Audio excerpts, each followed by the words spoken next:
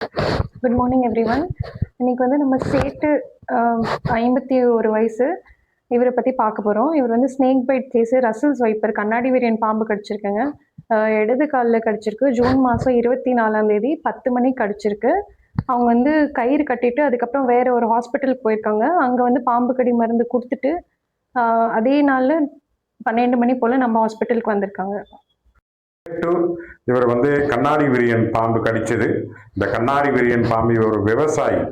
So நிலத்துக்கு வந்து பாத்தி கட்டிட்டு இருக்கப்ப அந்த நிறைய சரவு அந்த பலா மரத்துல இருந்து இலைகள் விழுந்து இதா இருக்கு. அதை வந்து காலில் தள்ளி இருக்கிறாரு. தள்ளினப்ப பார்த்தா கண்ணாடி விரியன் பாம்பு வந்து கடிச்சிருக்குது. இதெல்லாம் பாம்பு கடிக்குதுன்னு கையில சனக்கி வச்சு அந்த பாம்பை அப்படி வச்சிருக்கிறாரு. அது கோபத்துல திருப்பியும் 2 முறை கடிச்சு மொத்தம் 3 முறை வந்து காலில் இடது காலில் வந்து அந்த கண்ணாடி விரியன் பாம்பு கடிச்சது. ஸோ இதனால வந்து இவருக்கு மிகவும் பாதிப்பு அடைந்து கிட்டத்தட்ட 45 நாட்கள் இவருக்கு என்னென்ன ட்ரீட்மெண்ட் பண்ணோம், இவர் சொல்ல போனா 5ஆம் பிறவின்றதே சொல்லலாம். நாங்கள் வந்து ஃபர்ஸ்ட் இவருக்கு பாம்பு கடி விஷமுறிவு மருந்து கொடுத்தோம். அதுக்கப்புறம் வென்டிலேட்டர் போட்டோம். ரொம்ப கிட்னி ஃபெயிலியரும் வந்துடுச்சு. யூரின் பார்த்தீங்கன்னா வெறும் ரத்தமாக போய்கிட்டு இருந்தது.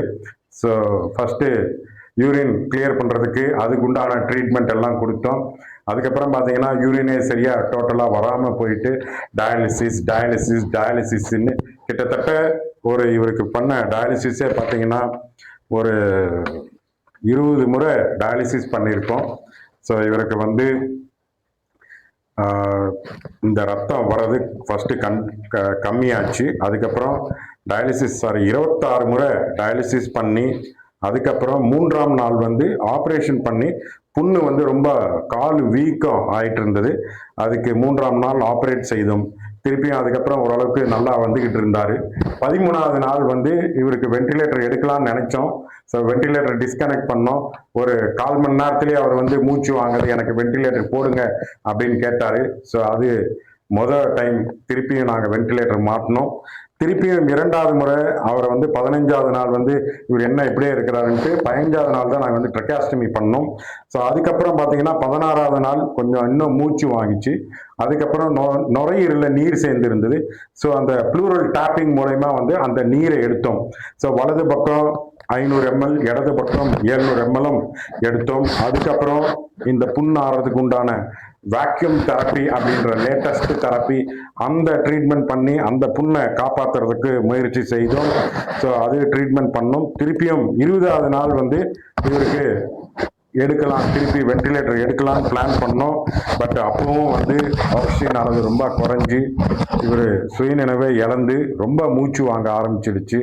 ஸோ நான் அப்பவே நினைச்சேன், இவர் சாயந்தரம் கூட தாண்ட மாட்டார், இவர் அநேகமாக போயிடுவார் அப்படின்னு தான் நினைச்சேன்.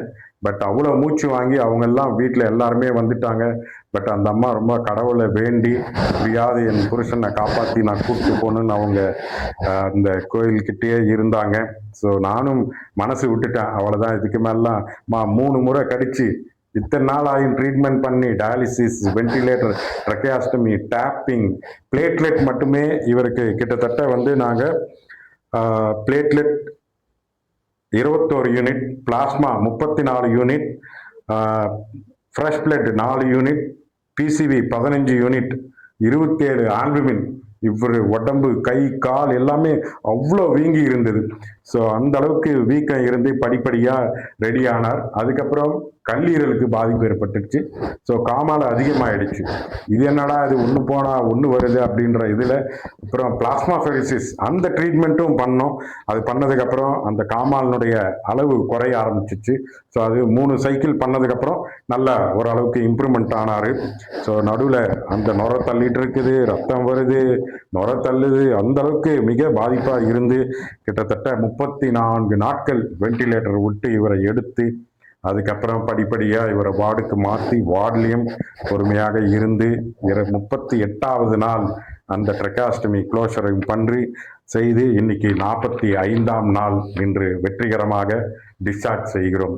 ஸோ இவர் வந்து அந்த கடித்த உடனே வந்து ஜஸ்ட் ஒரு 4-5 ஸ்டெப் எடுத்து போயிருக்கிறார். அங்கேயே மயக்கம் போட்டு விழுந்துட்டாரு. வாயில ரத்தம், இந்த கடிச்ச இடத்துல ரத்தம், அது இல்லாமல் அந்த புண்ணு சரியாயிட்டு இருக்கு. அவரும் கொஞ்சம் ஓரளவுக்கு நல்லா இருக்கிறாரு. அப்படி நாளைக்கு எக்ஸ்டிபேஷன் நினச்சிக்கிட்டு இருக்கிறோம். திடீர்னு பார்த்தா பிபி ஷூட் அப் ஆகிட்டு இங்கே டார்சாலிஸ் பீடிஸ் ஆர்ட்ரி வந்து கிச்சு. ஸோ ரத்தம் அப்படியே அடித்து தள்ளுது.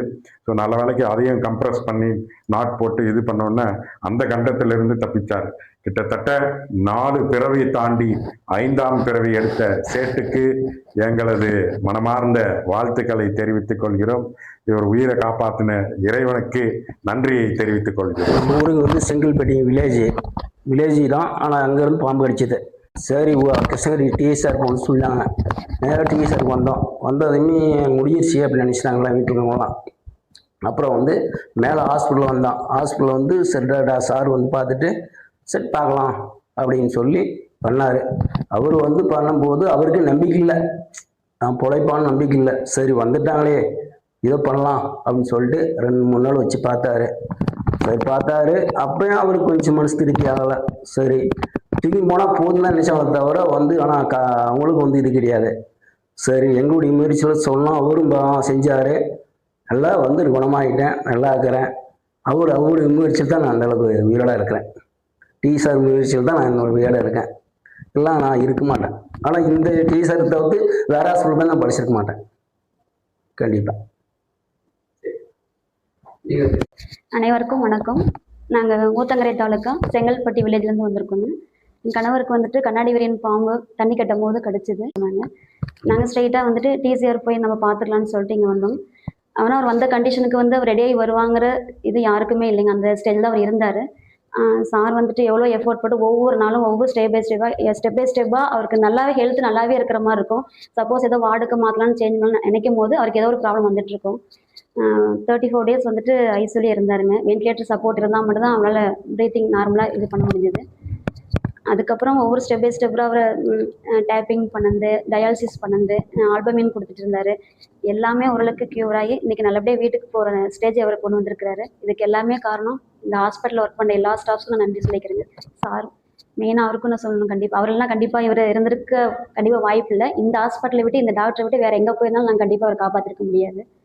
எங்களுக்கு பரிபூர்ணமாக அவரை குணமடைய கொடுத்தது சாரு, கடவுள் தாங்க. இங்கே ஒர்க் பண்ண எல்லா ஸ்டாஃபுக்கும் என்னுடைய நன்றி நான் சொல்லிக்கிறேன். எல்லாருமே கண்டிப்பாக எங்களுக்காக எவ்வளோ ஹார்ட் ஒர்க் பண்ணியிருக்கீங்க. அது கண்டிப்பாக நாங்கள் எல்லாரும் கடமைப்பட்டிருக்கோம். நன்றி.